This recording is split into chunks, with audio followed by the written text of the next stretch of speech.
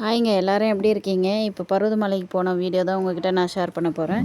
என்னோடய வீடியோஸ் பிடிச்சிருந்தா லைக் பண்ணி, ஷேர் பண்ணி, சப்ஸ்கிரைப் பண்ணுங்க. என்னோடய இன்ஸ்டா ஐடியும் உங்களுக்கு திருவண்ணாமலை போகணுன்னு தான் இருக்கும். அதையும் கொஞ்சம் ஃபாலோ பண்ணிக்கோங்க. இந்த கோவில் பார்த்திங்கன்னா பருவதமலையோட ஸ்டார்டிங்கு பச்சையம்மன் கோவில் தான். அங்கே தான் பின்னாடி பார்த்திங்கன்னாக்கா லைனில் எல்லோரும் நின்றுட்டுருக்காங்க. லைனில் நின்று எல்லோரோட பேக்கும் செக் பண்ணி என்னெல்லாம் எடுத்துக்கிட்டு போகிறாங்க அப்படின்றத தான் அங்கே நிற்க வச்சு செக் பண்ணுறாங்க. நாங்கள் 7 மணிக்கே வந்துட்டோம். அப்புறம் எங்கள் கூட வரவங்கண்டியவங்க கொஞ்சம் அரை மணி நேரம் லேட்டாக வந்தாங்க. 7:30 தான் வந்தாங்க.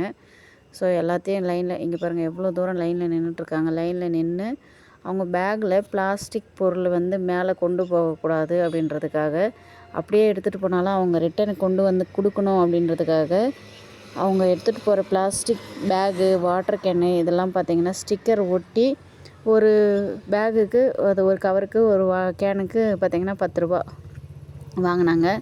அந்த ஸ்டிக்கரோடு அந்த வாட்டர் கேனு கவரு எல்லாத்தையும் ரிட்டன் கொடுத்துட்டோம்னா அந்த காசு ரிட்டன் கொடுத்துட்றாங்க. இது நல்ல ஐடியாவாக இருந்தது. ஆனாலுமே நிறைய பிளாஸ்டிக் மேலே நிறையவே இருந்தது. அந்த கடை வச்சிட்ருக்காங்க பார்த்திங்களா, அவங்கக்கிட்ட வாங்குறதெல்லாம் வாங்கி சாப்பிட்டு அங்கங்கே போட்டு போயிடுறாங்க. ஸோ அது கொஞ்சம் கஷ்டமாக தான் இருந்தது பார்க்குறதுக்கு. பருவதமலை ஏறி போகிற வீடியோ கொஞ்சம் த்ரில்லிங்கான வீடியோ தாங்க. ரொம்ப ஆபத்தான இடம் கூட. இதில் ஒரு முக்கியமான விஷயம் இதோ பார்த்துட்ருக்கோம் இல்லையா, இந்த ஆற்றுல ஒரு தடவை மேலே ஏறி போயிட்டு ரிட்டன் வரும்போது மழை பிடிச்சிக்கிச்சு. எப்படியோ கீழே கஷ்டப்பட்டு இறங்கி வந்துட்டாங்க. பார்த்திங்கன்னா இதில் சரியான தண்ணி போயிட்டு இருந்தது. ஒரு இடுப்பு அளவுக்கு கொஞ்சம் போயிட்டு இருந்த தண்ணியில் அவங்களால பேலன்ஸ் பண்ண முடியாமல் ஒரு 3 லேடிஸ் இறங்கும்போது என்ன பண்ணாங்கன்னா அடிச்சுட்டு போயிட்டாங்க. அதில் ஒருத்தர் மட்டும் காப்பாற்றிட்டாங்க. 2 பேர் அடிச்சுட்டே போயிட்டாங்க. அதுக்கப்புறம் தான் அந்த செக் டேம் கட்டியிருந்தாங்க. அந்த பக்கம் மேல் பக்கம் செக் பண்ணுறதுக்கு செக்கிங், அதாவது தடுப்பணை அப்படின்னு சொல்லுவாங்க. தடுத்து நிறுத்துறதுக்கு தண்ணியும், அடுத்து இந்த பக்கம் அடிச்சுட்டு போகாத கம்பி வேலியும் போட்டு வச்சுருக்காங்க. அவங்க 2 பேருக்கும் டெத்துக்கு அப்புறம் தான் அது கட்டினாங்க. கொஞ்சம் இதுதான் மலை. நம்ம இந்த மலையில் தான் இப்போ ரொம்ப உச்சிக்கு போக போகிறோம். இந்த மலைக்கு தான் நம்ம ஏறத்துக்கு நடந்து போயிட்டுருக்கோம். பச்சையம்மன் கோவிலேருந்து ஒரு 1லேருந்து 1.5 கிலோமீட்டர் தூரத்துக்கு அடிவாரத்தில் துர்க்கை அம்மன் கோவில் இருக்குது. அந்த கோவிலில் போயிட்டு தான் நம்ம ஸ்டார்ட் பண்ணணும். அங்கே தான் இப்போ நடந்து போயிட்டுருக்குறோம். துர்க்கை அம்மன் கோவில்கிட்ட போன உடனே எல்லாருக்குமே அன்னதானம் போடுறாங்க. நாங்கள் போன அன்றைக்கி பொங்கல் போட்டிருந்தாங்க. நல்லா தான் இருந்தது. காலையில் இங்கே சாப்பிட்டுட்டு 8:30 மணிக்கு நாங்கள் ஸ்டார்ட் பண்ணோம். எல்லாருக்குமே போகிற அத்தனை பேருமே காலையில் இங்கே சாப்பிட்டுக்கலாம். சாப்பிட்டுட்டு மேலே ஏறி போனீங்கன்னா அங்கே மேலே மிளகு கஞ்சி போடுறாங்க. இங்கே 4000 அடி அவ்வளோ பொருளையும் எடுத்துன்னு போயிட்டு நல்ல சாப்பாடு போட முடியாது இல்லையா, யார் அவ்வளோ தூரம் கொண்டு போய் கொடுப்பாங்க. அதை நான் அரிசி தூக்கிட்டு போகிறதுக்கே அவ்வளோ உச்சியில் ரொம்ப கஷ்டம். அதனால் என்ன பண்ணுறாங்கன்னா அங்கே மிளகு கஞ்சி மட்டும் கீழே சாப்பாடு போடுறாங்க. இங்கே சாப்பிட்டுட்டு இருந்தப்போ குரங்கெல்லாம் ரொம்ப சேட்டை பண்ணுது. ஒரு பையனோட தட்டை எடுத்து வச்சுக்கிட்டு அது பாட்டுன்னு சாப்பிடுது. அந்த பையன் சாப்பிடவே இல்லை. நிறையவே குரங்கு இருந்தது அங்கே. பாருங்கள், அது பாட்டுன்னு தட்டிலேருந்து எடுத்து சாப்பிடுது பாருங்கள். கடைசியாக பார்த்திங்கன்னா அந்த பையன் சாப்பிடவே இல்லை. அந்த பிளாக் கலர் ஷர்ட் போட்டிருக்கான் இல்லையா, அவனோட தட்டில் தான் அது சாப்பிட்டது. இப்போ எடுத்துகிட்டு போயிட்டானுங்க. மறுபடியும் குரங்கு வரவே சாப்பிட்டு முடிச்சுட்டு நாங்கள் அடுத்து நடக்க ஆரம்பிச்சிட்டோம். இதுதான் அடிவாரத்தில் இருக்கிற துர்க்கை அம்மன் கோவில். இந்த கோவிலில் பார்த்திங்கன்னா எவ்ரி சண்டே பார்த்திங்கன்னா 4:30 ராவுகால பூஜை பண்ணுவாங்க. ரொம்பவே விசேஷம் அது. ராவுகால பூஜை வேண்டிக்கிட்டது நடக்கும் அப்படின்றதுனால எங்கள் சொந்த ஊரில் இருக்கிற அத்தனை பேருமே அங்கே நிறைய பேர் போய் விளக்கு போட்டுட்டு வருவாங்க எலுமிச்சம்பழத்தில். எங்கள் கூட பார்த்திங்கன்னா நாங்கள் நடந்து போகும்போது எங்கள் கூடவே ஒருத்தர் நடராஜர் சிலை இருக்குது இல்லையா, அதை எடுத்துக்கிட்டு வந்தாங்க. அவங்களும் அந்த சிலையை தூக்கிக்கிட்டு மலை தான் ஏறத்துக்கு வந்தாங்க. அவங்க கூடவே தான் கிட்டத்தட்ட ரொம்ப தூரம் நாங்கள் போயிட்டே இருந்தோம். அப்புறம் அவங்க கொஞ்சம் ரெஸ்ட் எடுத்து வந்ததுனால என்னாச்சுன்னா நாங்கள் கிளம்பிட்டோம். நடராஜர் சிலை தூக்கிக்கிட்டு வராங்க பாருங்கள். ரொம்ப இதுதான் படிக்கட்டு ஸ்டார்டிங். மொத்தமாக 1265 படிக்கட்டு இருக்குது. மொத்தமாக 4 மடங்குங்க. இது பிரிச்சுக்கலாம்.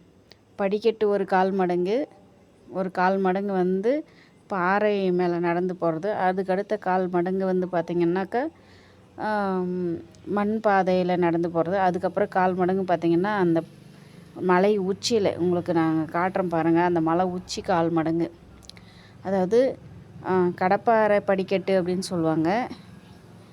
ஏணி படிக்கட்டுன்னு சொல்லுவாங்க, இல்லைனாக்கா இரும்பு படிக்கட்டு அப்படின்னு சொல்லுவாங்க. அதில் நடந்து போகிறது 1/4 மடங்கு. ஸோ மொத்தமாக 4 மடங்கு இதில் கஷ்டமானது பார்த்திங்கன்னா ஏணி படிக்கட்டு தான். அதாவது கடப்பாரை படிக்கட்டு தான் வந்து ரொம்ப கஷ்டமானது. சேஃப்டி இல்லாத இடம். அதுக்கு மேலே போகிற 1 மடங்கு ஃபுல்லாகவே கொஞ்சம் பக்கு பக்கு பக்குன்னு தான் இருந்தது. கொஞ்சம் ஹார்ட் பீட்டு இங்கே விட படிக்கட்டில் ஏறுறப்போ இருந்த பதட்டத்தை, அப்போ வந்து ஹார்ட் பீட் மட்டும்தான் இருந்தது. ஆனால் மேலே அந்த ஏணி படிக்கட்டு ஏறும்போது பார்த்திங்கன்னாக்கா ஹார்ட் பீட் அதிகமாகிடுச்சு, கொஞ்சம் பதட்டமாகிடுச்சு. ஒரு மாதிரி ஷிவரிங்கெல்லாம் ஆகிடுச்சு எனக்கு. அந்த குட்டி பசங்களை கூப்பிட்டு போயிட்டு ஐயோ எட்டி எட்டி கையை பிடிச்சிக்கிட்டு ஏறணுமே. ஜஸ்ட்டு ஒரு கை தவறினாலோ ஒரு கால் தவறினாலோ அவ்வளோ உயரத்துலேருந்து ஸ்ட்ரைட்டாக கீழே தான் இருப்போம் நம்ம. அதாவது சருவலாக கூட இல்லை, நேராக கீழே தான் வந்து விழுவோம். விழுந்தால் உயிர் தப்பவே தப்பாது. அந்த மாதிரி ஒரு இடம் அது. ஒரு சேஃப்டியே இல்லாமல் இருந்தது.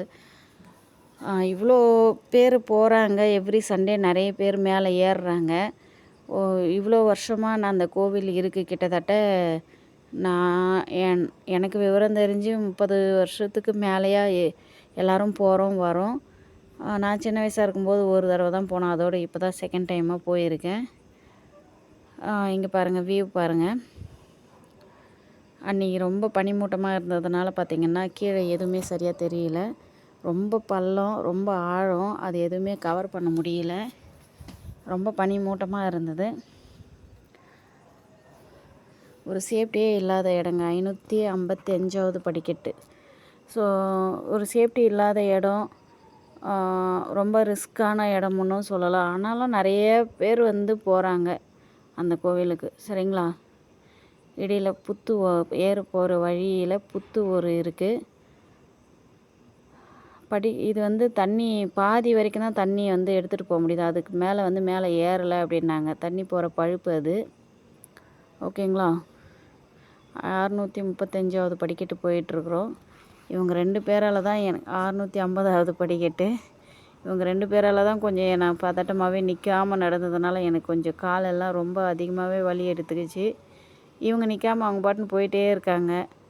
என்னால் அவங்க கூட ஃபாஸ்ட்டாக தனியாக விடவும் முடியல. ஸோ ஃபாஸ்ட்டாக போனதுனால நிற்காம நானும் கொஞ்சம் ரொம்ப டயர்டாகிட்டேன். ரொம்ப கஷ்டமாக போச்சு எனக்கு. ரெஸ்ட் இல்லாமல் போயிட்டுருந்தேன் நானும் அவங்க கூடவே. எங்கள் கூட வந்தவங்கெல்லாம் பின்னாடியே நின்றுட்டாங்க. ஸோ குழந்தைங்கள நம்ம தனியாக விடக்கூடாதுன்றதுக்காக அவங்க கூடவே நானும் நடக்க ஆரம்பிச்சிட்டேன். அவங்க துருன்னு ஃபாஸ்ட்டாக போயிட்டே இருக்காங்க.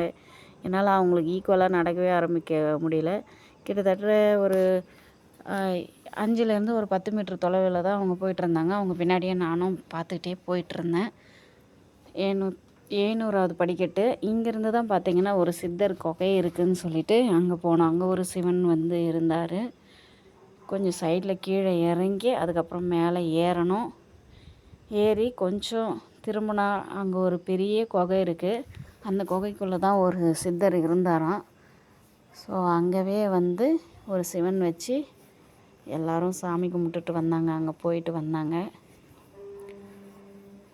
கொஞ்சம் அதுக்குள்ளார போகும்போது பயமாக தான் இருந்தது, யாருமே இல்லைன்னுட்டு. அதுக்கப்புறம் உள்ளே போக போக தான் ஒருத்தர் 2 பேர் இருந்தாங்க. அதனால் கொஞ்சம் தைரியமாக உள்ளே போனோம். ஒரு 5 மினிட்ஸ் நடக்கிற டிஸ்டன்ஸு தான். வீடியோ எடுத்துகிட்டு இருந்தாங்க இவங்க. குகை வந்துச்சு பாருங்கள். நாங்களும் ரொம்ப தூரம் இருக்குமோ, என்னடா இது இங்கே இறங்கிட்டோமே அப்படின்னு கொஞ்சம் ஃபீல் பண்ணேன். அப்புறமேட்டுக்கு பார்த்திங்கன்னா ஒரு 5 நிமிஷத்துலேயே வந்து அந்த குகை வந்துடுச்சு. இதை வந்துச்சு பாருங்கள். அங்கே நிறைய பேர் இருந்தாங்க. அங்கே ஒரு சிவன் இருந்தார். மேலே பார்த்திங்கன்னா ஒரு பெரிய பாறை. கீழே தான் வந்து சாமி வச்சு எல்லோரும் கும்பிட்டுக்கிட்டு இருந்தாங்க. பார்த்திங்களா, அது இருக்கார் பாருங்கள் ஒரு சிவன். அது இருக்காரா. நிறையவே சாமி சிலையும் அங்கே வச்சுருந்தாங்க. அதெல்லாம் என்ன சாமின்னே தெரியல எனக்கு. நீங்களும் எங்கே இருந்தாலும் தமிழ்நாடு ஆகட்டும், இல்லை உலகத்தில் எந்த மூலையில் இருந்தாலும் ஒரு தடவையாவது இந்த பருவத மலைக்கு வந்து போங்க. ஆனால் பார்த்து பத்திரமா பதட்டம் இல்லாமல் ஏறி இறங்கி வாங்க, சரிங்களா.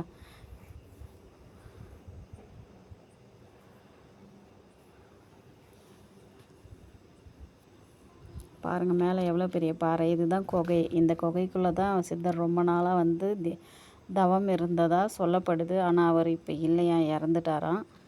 அங்கே கும்பிட்டுட்டு அடுத்து படிக்கட்டு ஏற ஆரம்பிச்சிட்டோம். இந்த குகை எங்கே இருக்குதுன்னா 700வது படிக்கட்டில் இருக்குது. கிட்டத்தட்ட 1265 படிக்கட்டு. முக்கால்வாசி ஓரளவுக்கு படிக்கட்டு வந்துட்டோம்.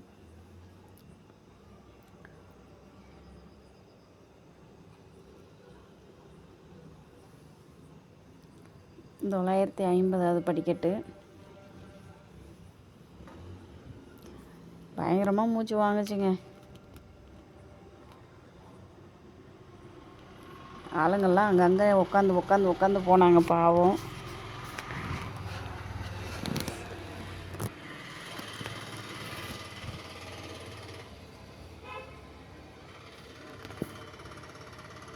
ஆயிரமாவது படிக்கட்டை ரீச் பண்ணிட்டோம். இதுதான் வள்ளிக்கிழங்கு, அதாவது காட்டு வள்ளிக்கிழங்கு கொடி நிறையவே இருந்தது. ஆனால் கொடி சின்னதாக தான் இருந்தது. கிழங்கு வந்து சின்னதாக தான் இருக்கும். ஒரு வேரில் பெருசு அந்த மாதிரி இருந்ததோ என்னவோ. ஸோ அது உங்களுக்கு காட்டலாமே அப்படின்னு சொல்லிட்டு காட்டு வள்ளிக்கிழங்கு. இது பார்த்திங்கன்னா கட்டுக்கொடி. அதாவது இந்த யூடியூப்பில் நான் பார்த்தேன், ஒரு சிஸ்டர் வந்து இந்த கட்டுக்கொடி வச்சு தான் ஜெல்லு மாதிரி தயாரித்து அவங்க சேல் பண்ணிக்கிட்டு இருக்காங்க. நம்ம ஆட்களும் அதை வாங்குறதா தான் வீடியோ போடுறாங்க. இது வந்து ஜெல்லு தயாரித்து இது சாப்பிட்டா உடம்புக்கு ரொம்ப குளிர்ச்சியாக இருக்கும், ஹீட்டு வந்து தணிச்சிடும் அப்படின்னு சொல்கிறாங்க. ஸோ அதை எடுத்து நான் ட்ரை பண்ணலாமேன்னு சொல்லிட்டு நான் கொஞ்சம் எடுத்துகிட்டு வந்தேன். இங்கே பார்த்திங்கன்னா போகிற வழியில் அத்தனையுமே வந்து நிறைய கடைங்களும் இருந்தது. இதுதான் அந்த கட்டுக்கொடி. இந்த கட்டுக்கொடியை வச்சு ஜெல் எப்படி தயாரிக்கிறதுன்றது நீங்கள் இந்த மாதிரியெல்லாம் ஸ்டெப்ஸில் ஓடி வராதிங்க. ஏன்னா கால் வீங்கி போயிடும்.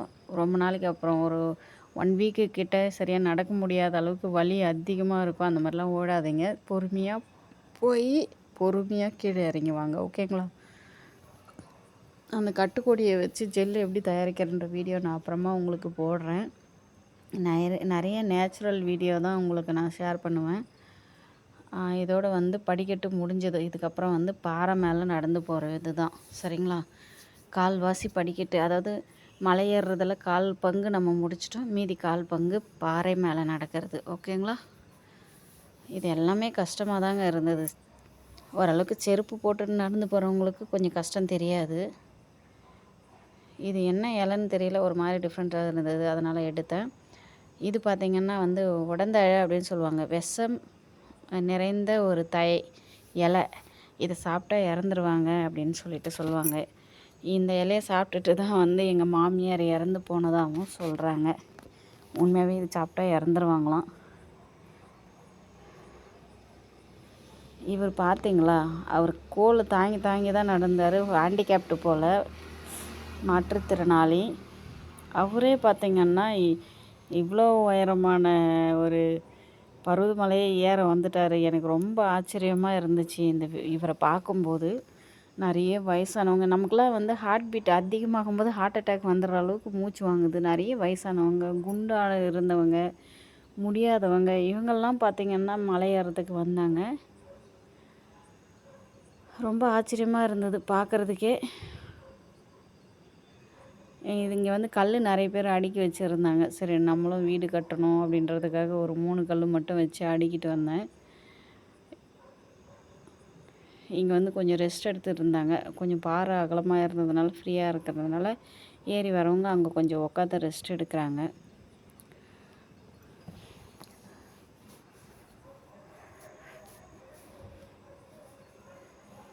ரொம்ப டயர்டாக இருந்தது. அங்கெல்லாம் வந்து மூச்சு வாங்குதுங்க. அப்படியே அந்த மூச்சு வாங்கும்போது பேசக்கூட முடியாது, அப்படி ஒரு மூச்சு திணறலாக இருந்தது.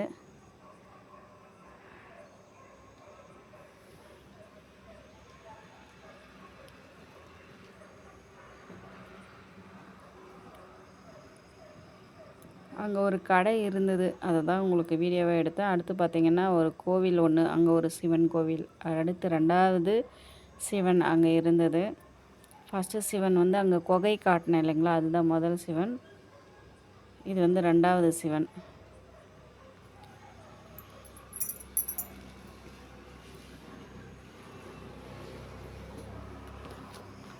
வழியில் இருக்கிற 2வது சிவன். எல்லாமே திருநீர் கொண்டு போய் நிறைய கூட்டிட்டு அதை கொஞ்சம் எடுத்துக்கிட்டும் வராங்க. அது இருக்கார் பாருங்கள் ஒரு சிவன்.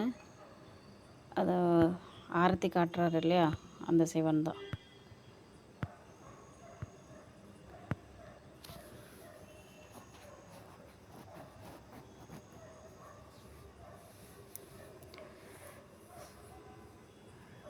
ஆரத்தி தொட்டு கும்பிட்டுட்டு அடுத்து இவங்க பார்த்திங்கன்னா பாறையில் ஒரு சிலையாக இருந்தது. அதே கோவிலில் ஐயப்பன் சிலையும் இருந்தது பாருங்கள். அங்கே உரலெல்லாம் வச்சுருந்தாங்க. அங்கே கடைகளும் நிறைய இருந்தது. அவ்வளோ உயரத்தில் எப்படி அவ்வளோ பொருள் எடுத்துன்னு போகிறாங்கன்னே தெரியல. பார்த்திங்களா, வழியெல்லாம் எப்படி இருக்குது, ரொம்ப கஷ்டமாக இருந்தது ஏறி போகிறதுக்கு.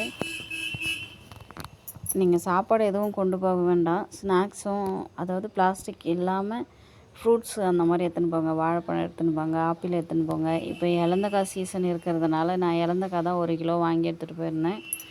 யாரோ ஒரு நல்லவர் கோயிலுக்கு வந்தவர் பாவம் அந்த பிளாஸ்டிக் எல்லாம் கட்டி வாரி எடுத்துகிட்டு போனார் கீழே கொண்டு போய் போடுறதுக்கு. அவருக்கு ஒரு நன்றி சொல்லிக்கலாம் நாம்.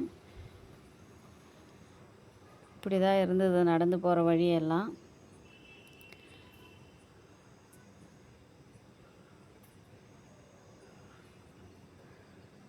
நிறைய பேர் ஆர்வமாக ரொம்ப நிறைய பேர் வந்திருந்தாங்க அன்றைக்கி. அவ்வளோ பெரிய காட்டில். ஆனால் எந்த பயமும் இல்லை. குரங்கு தவிர வேறு எந்த விலங்கும் நாங்கள் பார்க்கல அன்றைக்கி. அங்கே ஃப்ரீயாக போயிட்டு ஃப்ரீயாக தான் வந்தோம்.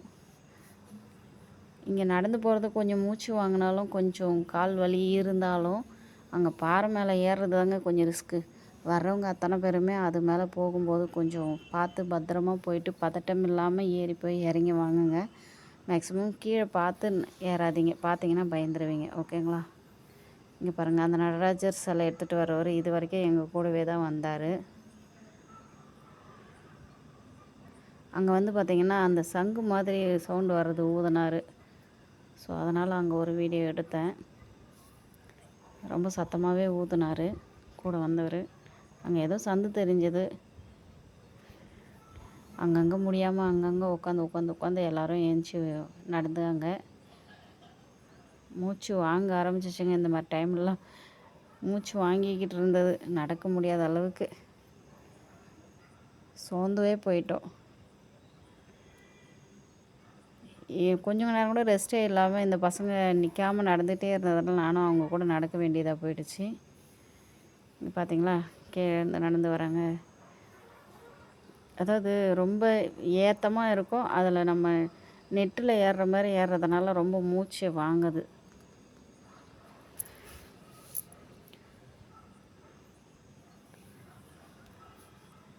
இது எல்லாமே பாறை மேலே நடந்து போகிற வழி தான். இங்கேவும் ஒரு கடை போட்டிருக்காங்க பாருங்கள்.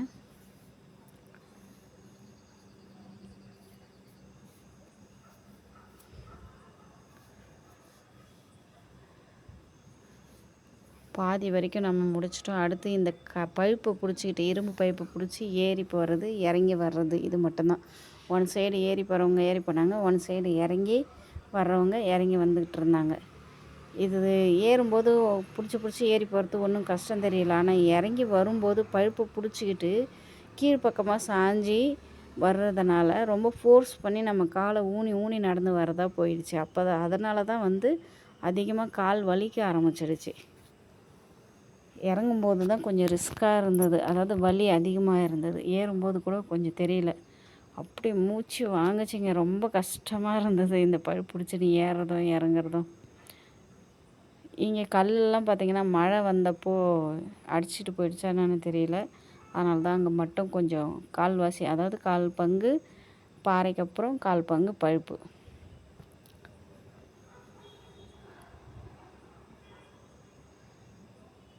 ஓரளவுக்கு கிட்டத்தட்ட ஏறி வந்தாச்சு. எங்கே பார்த்தாலும் பசங்க போயிட்டு நடமாடிக்கிட்டே இருந்தாங்க. ஒரு பயமே இல்லாமல் எங்கே போனாலும் போயிட்டு நின்றுட்டு செல்ஃபி எடுக்கிறதெல்லாம், வீடியோ எடுக்கிறதெல்லாம் பண்ணிகிட்டு இருந்தாங்க. இங்கே பார்த்தீங்களா, பள்ளம் எல்லாம் மேகமூட்டமாக இருந்ததுனால, பனிமூட்டமாக இருந்ததுனால கொஞ்சம் வியூலாம் சரியாக தெரியல. இன்னும் கொஞ்சம் தூரம் தான் இருக்குது ஏணி படிக்கட்டு வர்றதுக்கு. அந்த பழுப்பு ஏறி போகிற பழுப்பு பிடிச்சி ஏறி போகிற வழி முடிஞ்ச உடனே அடுத்து ஏணி படிக்கட்டு கொஞ்சம் தூரம் தான் அங்கேருந்து. ஓகேங்களா? இது ரொம்ப பள்ளமாக தெரிஞ்சதுங்க. கிட்டவே ஓரத்தெல்லாம் போயிட்டு இது இருக்குது பார்த்தீங்களா, இதுதான் மலை. இந்த மலையை தான் நம்ம இப்போ ஏறவே போகிறோம். முக்கால்வாசி வந்தாச்சு, இன்னும் கால்வாசி தான் அங்கேருந்து. ஓகேங்களா?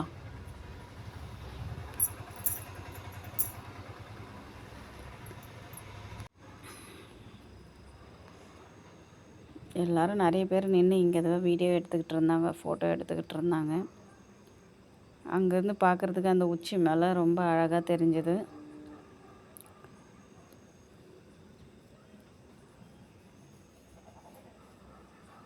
அதுதாங்க அந்த உச்சி மலை, அதுதாங்க. ஓகேங்களா?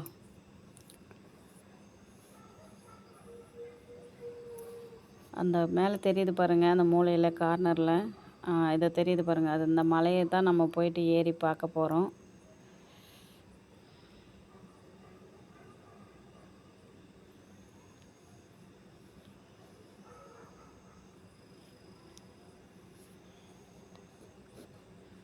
சரியான கூட்டம் நியூ இயர்ன்றதுனால மற்ற நாளில் கொஞ்சம் கம்மியாக தான் இருந்தாங்க. அந்த ஏணி படிக்கட்டு ஏற போகும்போது பார்த்திங்கன்னா ரொம்ப பேர் லைனில் நின்னாங்க. அங்கே நிற்கிறதுக்கு சேஃப்டியே ஃபஸ்ட்டு இல்லைங்க. அந்த பக்கம் பள்ளம், ஏகப்பட்ட பள்ளம். பட் ஆனால் அந்த பக்கம் ஒரு கம்பி வேலி கூட போடவே இல்லை. ரொம்ப ரிஸ்க்காக இருந்தது. சரியான கூட்டம். யாராவது ஒருத்தர் தள்ளி விட்டாலும் ரொம்ப ரிஸ்க்காக போயிடும். கீழே போய் தான் விழுவாங்க. அந்தளவுக்கு ஒரு பள்ளம் அந்த பக்கம். ஆனால் நிறைய பேர் பயமே இல்லாமல் போய் நின்றுட்டுருந்தாங்க. லைட்டாக மேலே விழுந்தாலும் கீழே போய் விழுந்துருவோன்ற பயமே இல்லாமல் எல்லோரும் போகிறாங்க. ஆனால் எனக்கு கொஞ்சம் சின்ன பசங்களை வச்சுட்டு ஏறினது, இவங்க கை கண்ணு தவறி விட்டுட்டா என்ன ஆகுறதுன்னு கொஞ்சம் பதட்டமாகி போச்சு. என்னை பற்றின ஃபீல் கூட இல்லை, பிள்ளைங்கள ஏன் கூப்பிட்டு வந்தோமோ அப்படின்ற மாதிரி ஒரு பயம் பதட்டம் ஆயிடுச்சு.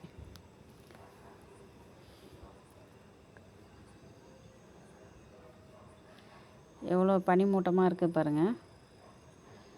இந்த ஏறி போகிறக்கு வழி ஆப்போசிட்டில் ஒரு சின்ன குன்று மாதிரி இருந்தது. அது மேலே பார்த்திங்கன்னா ஆளுங்க அங்கெல்லாம் போயிட்டுருந்தாங்க. கிட்டத்தட்ட ஏணி படிக்கட்டு வந்துட்டோம்.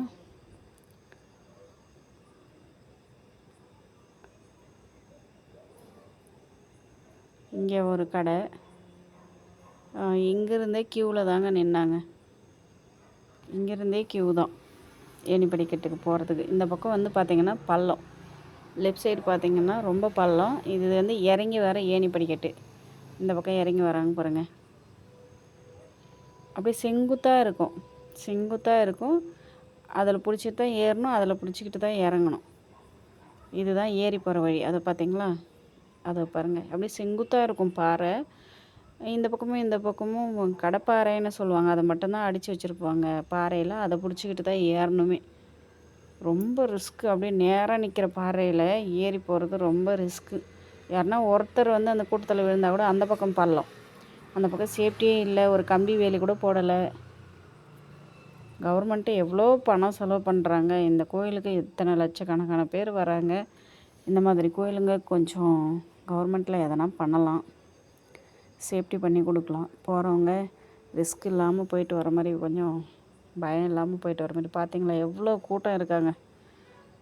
கிட்டத்தட்ட அரை மணி நேரத்துக்கு மேலே க்யூவில் நின்று தான் மேலே ஏற வேண்டியதாக போயிடுச்சு. பார்த்தீங்களா, மேலே பாறையில், செங்குத்து பாறையில் ஆளுங்க நின்றுட்டுருக்காங்க, ஏறி போயிட்டுருக்காங்க. ஒருத்தராக தான் போக முடியும். இந்த ஏணி பாறை தான். அப்படியே செங்குத்து பாறையிலேருந்து மேலேருந்து நான் காட்டுறேன் பாருங்கள். எவ்வளோ நேராக இருக்கிற பாறையில் கீழே எவ்வளோ கூட்டம் பாருங்கள். இங்கே பாருங்களேன். ஏணி படிக்கட்டு முடிச்சுட்டு மேலே ஏறி போயாச்சு. அங்கே போயிட்டு எந்த வியூவுமே வீடியோ எடுக்கவே முடியல, ஃபோட்டோவும் எடுக்க முடியல. பார்த்திங்கன்னா மேகமூட்டம் மாதிரி பனிமூட்டம் அதிகமாக இருந்தது. ஏணி படிக்கட்டு முடிஞ்ச உடனே கோயில் வந்துடும்னு சொல்லிட்டு போனால், அங்கேருந்து ஒரு 4 திருப்பம் திருப்பி திருப்பி திருப்பி திருப்பி 4 திருப்பம் திருப்பி ஏறி போக வேண்டியதாக இருந்தது மேலே. எவ்வளோ ஆழம் தெரியுங்களா. அங்கெல்லாம் ஒரு சேஃப்டியே இல்லை, ஒரு கம்பி வேலி சரியாக இல்லை. இது வந்து மேலே சாமி பார்த்துட்டு கீழே இறங்கி வர வழி.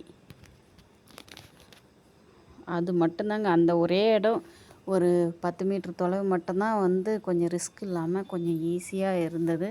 சேஃப்டியாகவும் பண்ணி வச்சுருந்தாங்க. மீதி எல்லாமே வந்து சேஃப்டி இல்லாமல் தான். ரொம்ப ஆழம் பக்கத்தில் ஜஸ்ட்டு அப்படி கால் லைட்டாக உதறிச்சின்னா கூட ஸ்லிப் ஆகிடுச்சுன்னா கூட முடிஞ்சிச்சு, அவ்வளோதான். இப்போ ஓரளவுக்கு மேலே போயிட்டோம். அந்த பசங்க கையில் கொடி வச்சுருக்காங்க, அது என்ன கொடின்னு மட்டும் பாருங்களேன். பார்த்துட்டு தெரிஞ்சால் கமெண்ட் பண்ணுங்கள்.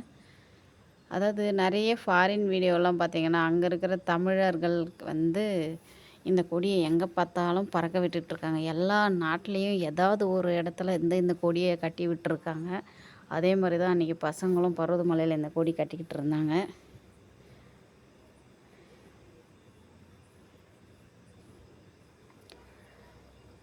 பாருங்கள் எவ்வளோ பனிமூட்டமாக இருக்குது. நாங்கள் அங்கே போகும்போது மணி 11:30.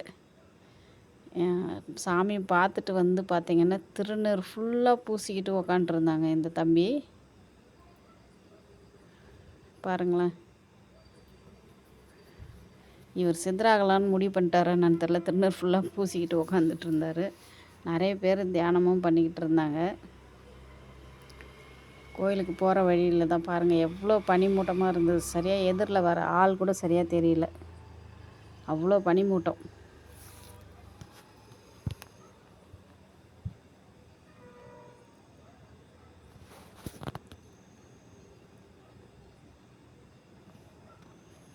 கிட்டத்தட்ட கோயிலுக்கு கிட்ட வந்தாச்சு.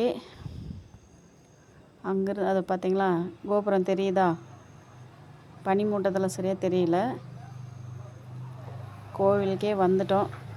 8:30க்கு ஆரம்பித்து 11:30க்கெலாம் நாங்கள் மேலே வந்துட்டோம். அங்கே கொஞ்சம் கூட்டம் இருந்ததுனால கிட்டத்தட்ட அரை மணி நேரத்துலேருந்து 1 மணி நேரம் வந்து க்யூவில் நின்று தான் போய் சாமியை பார்த்தோம்.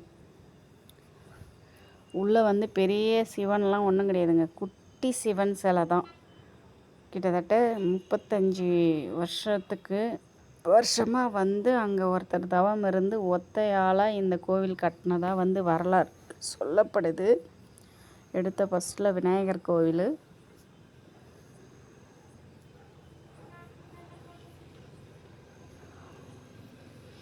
உள்ளே நாங்கள் சின்ன வயசாக இருக்கும்போது போகும்போது பார்த்திங்கன்னா இதெல்லாம் கட்டாமல் தான் இருந்தது. ஒரே ஒரு ரூம் மட்டும், ரூம்குள்ளார சாமி சிலை பார்த்திங்கன்னா இப்போ ஒரு 2-3 இதுவாக வந்து பிளாக்காக பிரித்து வச்சுருக்காங்க. அதில் தான் சாமிங்க போய் பார்க்க முடியுது லைனில் நின்று. நிறைய பேர் திருநீர் எடுத்துக்கிட்டு வந்து அங்கே இருக்கிற சாமிங்க மேலே, சித்தருங்க மேலே, அங்கே நிறைய பேர் போய் தவம் இருந்து அங்கேயே உயிரை விட்டவங்க நிறைய சித்தர்கள் இருக்காங்களா, அவங்களோட சிலையெல்லாம் நிறைய வச்சுருந்தாங்க. அவங்க மேலே திருநீர் நிறைய பேர் எடுத்துன்னு வந்து கொட்டினாங்க. கொட்டிட்டு கொஞ்சம் கொஞ்சம் அதில் அள்ளியும் வீட்டுக்கு எடுத்துன்னு போகிறதுக்காக அள்ளி வச்சாங்க. நிறைய சாமி சிலை மேலே ஃபுல்லாக திருநீர் தான். நிறைய பேர் எடுத்துன்னு வந்து நிறைய திருநீர் கொட்டி கொட்டி விட்டாங்க. நிறைய வீட்டுக்கும் அள்ளி எடுத்துகிட்டு போனாங்க.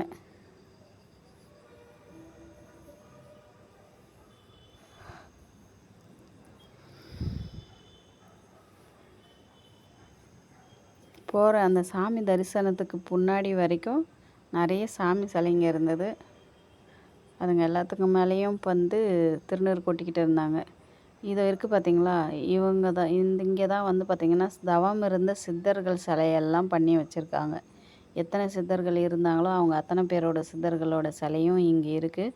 ஆனால் இப்போ யாரும் இல்லை, அவங்க எல்லாமே வந்து காலமாயிட்டாங்க போல இருக்குது. அவங்க பேர் எத்தனை வருஷம் இருந்தாங்கன்றது அந்த போர்டில் வச்சுருக்காங்க, எத்தனை பேருன்றது அங்கே சிலையாகவும் வச்சுருக்காங்க. அங்கே பாருங்கள் குட்டி குட்டி சிலையாக இருக்காங்க இல்லையா, அவங்க எல்லாமே சித்தர்கள் தான். லைட்டே கிடையாது, மேலே கரண்ட்டே கிடையாது. ஃபோனில் பேட்ரி அடித்து தான் நான் வீடியோவே எடுத்தேன். வீடியோ எடுக்கக்கூடாதுன்னு வேறு போர்டு வச்சுருந்தாங்க. அதையும் மீறி நாங்கள் பேட்ரி அடிக்கிற மாதிரி வீடியோவும் எடுத்துக்கிட்டு வந்தோம். அங்கே பாருங்கள் ஒரு சிவன் நடு சென்டரில், சுற்றி இருக்கிறவங்கெல்லாம் வந்து பார்த்திங்கன்னா சித்தர்கள். 35 வருஷம் வந்து அங்கே தவம் இருந்து அவர் ஒருத்தரோட முயற்சியால் தான் இவ்வளோ பெரிய கோவில் கட்டப்பட்டது அப்படின்னு சொல்கிறாங்க. 2010 தான் அவர் வந்து காலமாயிட்டாராம். இது சாமியை பார்த்துட்டு வெளியே வந்தப்போ எடுத்த வீடியோ. அப்போ வந்து பார்த்திங்கன்னா ஒரு 12:30 இருக்கும், 12:30 இருக்கும். அப்போவும் பார்த்திங்கன்னா பனிமூட்டமாகவே தான் இருந்தது. ஒரு 1:30 மணி வரைக்கும் 1:30 வரைக்கும் அங்கே தான் இருந்தோம். அப்போ வரைக்குமே பனிமூட்டமாக தான் இருந்தது, வெளிச்சமே வரல. சாமி பார்த்துட்டு ஃபுல்லாக வெறும் திருநீர் தான், எங்கே பார்த்தாலும் திருநீர் திருநீர் திருநீர். நானே நிறைய எடுத்து பூசிக்கிட்டேன்னா பார்த்துக்குங்களேன். வெளியே போகிற வழி இதுதான். சாமியை பார்த்துட்டு பாருங்கள், கை ஃபுல்லாக திருநீராகவே இருக்குது.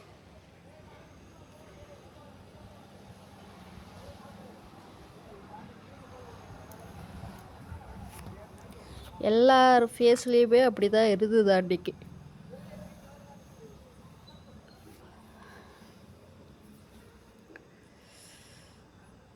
ரொம்ப நாள் கழித்து பருவதமலைக்கு போயிட்டு வந்த ஒரு சந்தோஷம். சாமியை பார்த்துட்டு வெளியே வந்த உடனே நான் 11th படிக்கும்போது போனது. ஆனால் அப்போலாம் இவ்வளோ ரிஸ்க் இருக்கிறதே எனக்கு தெரியல. அப்போது சின்ன வயசுன்றதுனால பயம் இல்லையானு தெரில. இன்றைக்கி இவங்க 2 பேரும் கூப்பிட்டு போனதுனால தான் அதிகமாக பயமாயிடுச்சு. சரி, மேலே போனால் பசி எடுக்குமேன்றதுக்காக இலந்த பழம் நான் வாங்கிட்டு வந்துருந்தேன். அதை தான் உட்காந்துட்டு சாப்பிட்டுட்டு இருந்தோம். கொஞ்சம் புளி சாதமும் கிளறி எடுத்துகிட்டு போயிருந்தோம். அதையும் கொஞ்சம் இறங்கி வரும்போது சாப்பிட்டுட்டு வந்துட்டோம். இங்கே பார்த்திங்கன்னாக்கா அந்த பில்டிங் ஒன்று ஸ்டார்டிங்கில் காட்டியிருப்பேன். மேலே வந்ததும் அங்கே போயிட்டு தியானம் பண்ண சொல்கிறாங்க. பேசக்கூடாது, அங்கே போய் அமைதியாக இருக்கணும் அப்படின்னு சொல்லி உட்கார வைக்கிறாங்க. அங்கே ஆண்களெல்லாம் சட்டை இல்லாமல் தான் உள்ளே போகணுமா. ஒரு 5 நிமிஷம் தியானம் பண்ணிவிட்டு, அவர் தாங்க இந்த சித்தர், இவர் தான் மௌன யோகி. அவரோட பேர் மௌன யோகி விட்டோபானந்தா குருஜி. அதாவது 3வது மாதம் 2010 அவர் காலமானார் அப்படின்னு சொல்லிட்டு போடுறாங்க. அவர் மௌன யோகி. அந்த சித்தர் தான் அங்கே போய் 35 வருஷமாக தவம் இருந்து அந்த கோவிலை கட்டினதா வரலாறு இருக்குது. அங்கே ஒருத்தர் சங்கு ஊதிக்கிட்டு இருந்தார். அதை தான் நான் வீடியோ எடுத்தேன். இங்கே பார்த்தீங்களா, அந்த கொடி என்ன கொடின்னு தெரியுதா? நான் ஏற்கனவே சொன்னேன், அந்த கொடி பசங்க கட்டுறதையும் வீடியோ எடுத்து போட்டிருக்கேன். அது என்ன கொடின்னு எனக்கு கமெண்டில் கண்டிப்பாக சொல்லணும், ஓகேங்களா?